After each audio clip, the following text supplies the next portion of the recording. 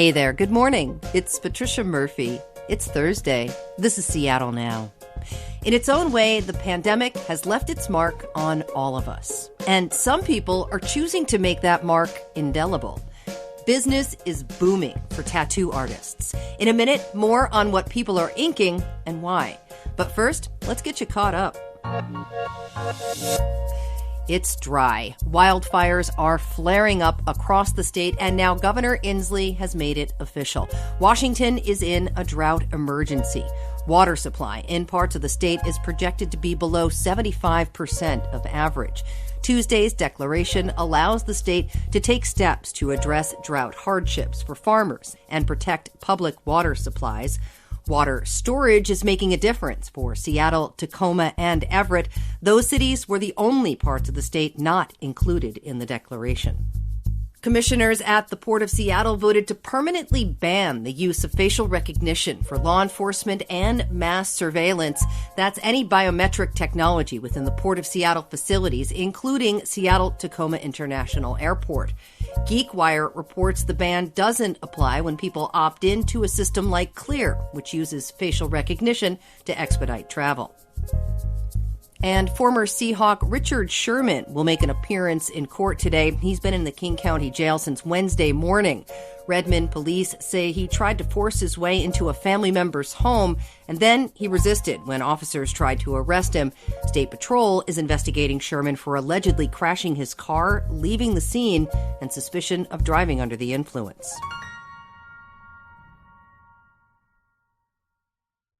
The pandemic has been brutal. The loss, staggering. Family members, neighbors, beloved community members, everyone has a story. And some people are telling theirs with a new tattoo. COVID has spurred a fresh wave of new ink. Here to tell us more is Nikki Stoops. She's the Seattle tattoo artist who observed the pandemic through the people that sought out her art. Nikki, really appreciate your time. Thanks. Yeah, thank you for having me. I'm stoked to talk about this. So your job requires you to have close contact with people. Tell me about your experience during the pandemic. Oh, man. I have had a lot of clients come in for tattoos, whether it be good tattoos because of big change that they've realized during the pandemic, but also quite a handful of memorial tattoos, also due to COVID. I had someone in my family pass away during COVID, so there was clients that I cried with. And, I love tattooing because we get to have a connection and I get to make this beautiful piece of art that someone has on them forever that's important to them. And so being able to be the one that got to give that to them was pretty awesome, but also, of course, it was heartbreaking. Yeah, I want to talk to you about a lot of this because your job is so intimate in some ways. Let's talk about what happens when someone comes in to talk to you about getting a new tattoo. Totally. So usually they'll email me and they'll give me a quick rundown of what exactly they're looking for. They'll tell me if it's a memorial tattoo and exactly what they're wanting to get done. And then it's my job to turn that idea into a vision. One of the tattoos that I can get into, this guy's father passed away, and his father was working on a 1970 Chevy, I believe, just like his whole life, but never quite finished it. So the tattoo was on his chest over his heart, and it was kind of an illustrative version of his dad chilling in the car with a Cubs hat on and some palm trees behind him, just like a super beautiful tattoo. So, of course, I had to collaborate with him a bunch on exactly the specifics of what his dad looked like and the features. Yeah, and I definitely tattooed a bunch of nurses, too.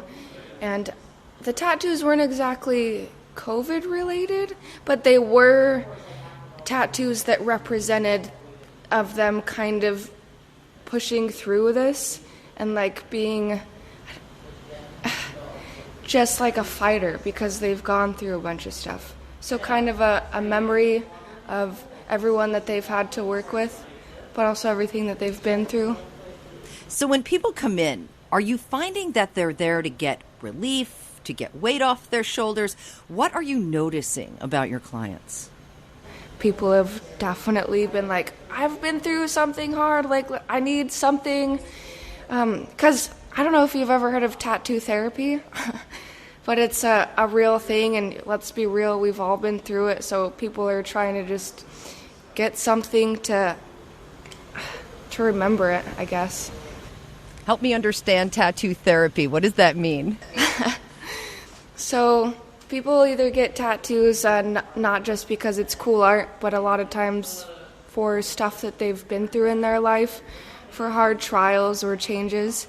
But yeah, there's a lot of times that they'll just kind of let it out and they'll be like, I don't know why I'm telling you all this. And I'm like, hey, that's what I'm here for. I love the art, but I love being able to give that to people too. While the pandemic has fueled more demand for tattoos, the art form has been around for more than 5,000 years. Scientists even found them on Egyptian mummies. These are living symbols that tell a story, a way for people to process life events. We talked to Dr. Deborah Davidson to help explain that connection. She's a tattooed sociologist at York University in Toronto. Deborah, what is it about a permanent marking that's fundamental to humans? You said the key word, it marks. It marks our experiences as embodied because it is on the body, of the body. It's permanent. For a pandemic tattoo, I mean, a 20-year-old might get a tattoo related to the pandemic and then 60 years later be able to share that living history with their grandchildren. That longevity is a really important piece of this. Why does something like a pandemic move people to get tattooed? So I've definitely found a relationship between tattoos and trauma. And similarly, we've seen an increase in such type of tattooing after Hurricane Katrina. We know of the semicolon tattoos for awareness and destigmatization of depression. Tattoos after sexual assault are not uncommon, and tattoos are used for covering surgical scars in ways that help us reclaim our experiences and, in some cases, reclaim our bodies. So many people have reasons to memorialize what they've been through during COVID.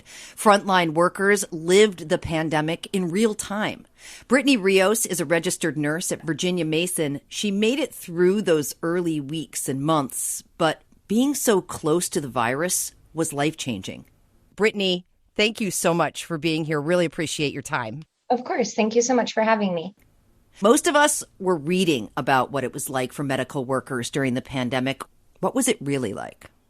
I usually work on a general surgery floor, and, most of our surgeries are planned, they're anticipated, and they're, while they're necessary, they're not entirely urgent or emergent. And, all of it shut down. We went from having surgical patients on multiple floors to we had COVID patients. And, I think all of us kind of had to do our rounds through the hospital, and that's where we went. We changed our entire patient population from, the things that I was used to and knew and saw to, wearing masks, getting fit tested for N95s and having to work with that. And it like I said, everything kind of changed, and to have to learn a whole new set of things and see a whole new set of people and watch them kind of hopefully get better, but a lot of them not, it's stressful, really is. Oftentimes I have looked to the nurses in my life, personally and professionally, to set the tone for situations, right, for patients. I wonder personally if you were scared, if this time was frightening for you. Absolutely. As the time went on, I kind of developed this intense fear that I was going to die, because it was really, you can't go out because it's not safe to go out, if you're going to the store to get supplies. And if I touch something, am I going to get sick? If I breathe in the wrong direction, am I going to get sick? And then, a lot of people got to work from home or unfortunately lost their jobs, and I didn't. And then going in, and you're faced with that every day. So it's, if, I wasn't safe at home, I wasn't safe outside, and then I wasn't safe at work either. we took a lot of precautions, and we still have those in place, and they've only gotten better and stronger with time. But it was terrifying. You didn't know what was going to happen. When did you decide to put a permanent mark, to get a tattoo on your body, to remember this experience? It wasn't anything that I had intentionally planned, actually. I have a lot of tattoos, and I follow a couple of tattoo artists on my Instagram, people from back home. Whenever I go back home, I usually try and get one because they're cheaper there. And one of the tattoo artists that I've worked with before had posted this design that he had made. And I saw it and I was like, oh my God, like, this is it. Like, I had no intentions up until that point. And then I saw it and I was like, this is just, it's perfect. It has to happen. It spoke to you. Yeah, absolutely did. Describe it. Tell me what it looked like. Oh gosh. So I always have a hard time trying to decide how I want to describe it, but I can only kind of consider it like those like 1600 era, like almost like Puritan dressed woman. She's got like long skirts and a bonnet on, and she's carrying a woven basket, and the basket is full of skulls and bones. And it just kind of, I saw it and I was like, this is it. Like, I call her my COVID death nurse. Her name is Adelaide. And it just kind of, it reminds me of like, this is the weight that we carry. We bring it with us every day. And it just, it gets heavier with time, and it's part of the job that we chose. That is such an important point, that the work that you do stays with you. Was this tattoo meaningful to you and therapeutic?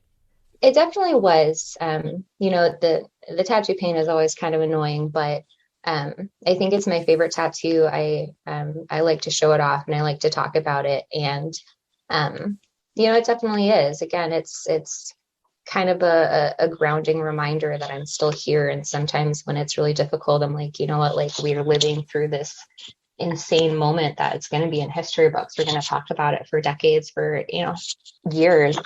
And that means a lot to me. So it's important for me to remind myself that, while I'm living through it, that I still, need to think of myself as well. Every tattoo tells a story. Mm-hmm. Well, Brittany Rios, I really appreciate you sharing your story with us and the work that you do. Thank you. Of course, you're very welcome. Thanks for spending some time with us. If you haven't already done it, drop us a review. Jenny Cecil Moore produced today's show. Our production team is Clare McGrane, Caroline Chamberlain Gomez, and Jason Pagano. Diana Opong does our social media. Matt Jorgensen does our theme music. I'm Patricia Murphy. See you tomorrow.